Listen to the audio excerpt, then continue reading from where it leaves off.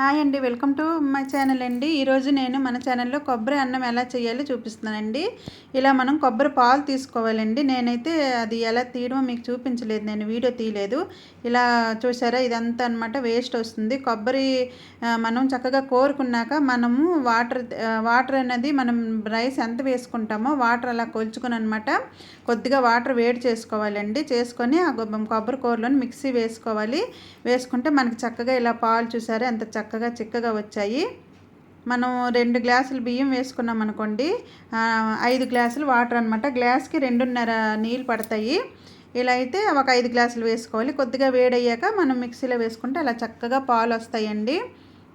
అవి తీసి పక్కన పెట్టుకోవాలి. ఇప్పుడు మనము పొయ్యి మీద కుక్కర్ పెట్టుకోవాలి. కుక్కర్లో చేసుకుంటే చాలా బాగుంటుంది టేస్ట్. ఇంకా కుక్కర్లో కొద్దిగా ఆయిల్ వేసుకోవాలి, ఇంకో కాస్త నెయ్యి వేసుకోవాలండి. ఇందులో హోల్ గరం మసాలా మొత్తం వేసుకోవాలండి. ఇవి వేసుకుంటేనే ఈ కొబ్బరి అన్నంకి టేస్ట్గా ఉంటుందండి.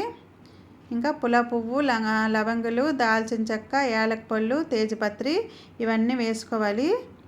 ఇవి ఇప్పుడు మనం ఈ ఆయిల్లో కాస్త వేగాలన్నమాట, మంచి ఫ్లేవర్ వస్తుంది. ఇప్పుడు ఇందులో ఉల్లిపాయ ముక్కలు, పచ్చిమిరపకాయలు, క్యారెట్ వేసుకోవాలి. ఇంకా బంగాళదుంపలు కూడా నేను వేస్తున్నాను, చూపిస్తాను. ఇంకా ఇందులో చూపించలేదండి, చూసారు కదా. ఇప్పుడు మనం ఈ ఉల్లిపాయ ముక్కలు అనేవి చక్కగా వేయించుకోవాలి. ఇప్పుడు వేగాక కాస్త ఇప్పుడు మనం ఇందులో అల్లం వెల్లుల్లి పేస్ట్ వేసుకోవాలండి. చూసారా, అల్లం వెల్లుల్లి పేస్ట్ మనం చక్కగా వేయించుకోవాలి. పచ్చివాసన పోయేంత వరకు మనం వేయించుకోవాలి.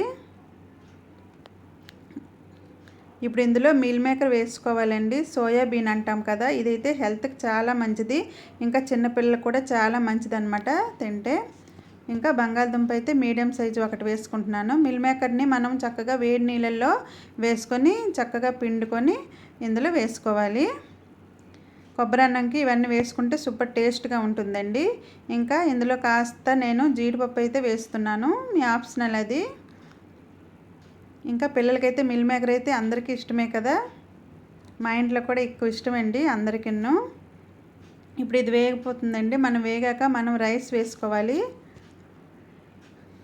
అది మన చాయిస్, మన ఇంట్లో ఎంతమంది ఉంటామో అది మనం చూసుకొని రైస్ అయితే వేసుకోవాలి. ఇందులో రైస్ వేసాక చిన్న మంట పైన ఇది మనం కాస్త వేయించుకోవాలి.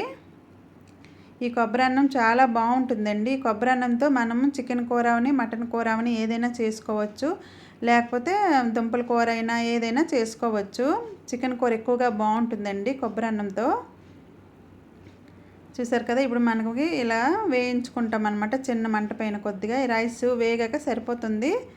ఇప్పుడు మనం ముందుగా తీసి పెట్టుకున్నాం కదా కొబ్బరి పాలు, ఈ పాలు మొత్తం వేసేసుకోవాలి. ముందుగా కొలిచేసి పెట్టుకున్నాం కాబట్టి ఇప్పుడు మనకి ప్రాబ్లం లేదు, పాలన్నీ వేసేసుకోవచ్చు. సూపర్ టేస్ట్గా ఉంటుందండి. ఒకవేళ కర్రీ ఏది లేకపోతే కూడా మనం అలాగే తినేయచ్చు. ఇప్పుడు ఇందులో మనం కాస్త సాల్ట్ వేసుకోవాలి. సాల్ట్ మనం చూసుకోవాలండి, చూసుకుంటూ చాలకపోతే వేసుకోవచ్చు. ఇంకాస్త ఇందులో కొద్దిగా మనం షుగర్ వేసుకోవాలండి. ఈ షుగర్ వేసుకోవటం వలన ఈ కొబ్బరి అన్నం టేస్ట్ అయితే ఇంకా పెరుగుతుంది, చాలా బాగుంటుందండి. మీరు ఒకసారి ట్రై చేసి చూడండి. ఎప్పుడు కనుక వేసుకోకపోతే కొద్దిగా వేసుకోండి, ఒక ½ టీ స్పూన్ లాగా వేసుకుంటే టేస్ట్ బాగుంటుంది. ఇప్పుడు మనం విజిల్స్ అయితే ఒక 3 విజిల్స్ వరకు రానివ్వాలండి. 3 విజిల్స్ అయిపోయాక మనకి కొబ్బరి అన్నం అనేది రెడీ అయిపోతుందండి. చూసారా, చాలా బాగుంటుందండి. ఇందులో ఎక్కువగా మసాలా ఘాటు అది ఏమీ ఉండదు. ఈ ఎండాకాలం మనకి ఇలా తినడానికి అయితే చాలా బాగుంటుందండి. చాలా టేస్ట్గా వచ్చిందండి. ఆ రోజైతే మా ఇంట్లో అందరం చాలా సరదాగా తిన్నాము. పిల్లలకైతే ఎక్కువగా నచ్చుతుంది, మా పిల్లలకి.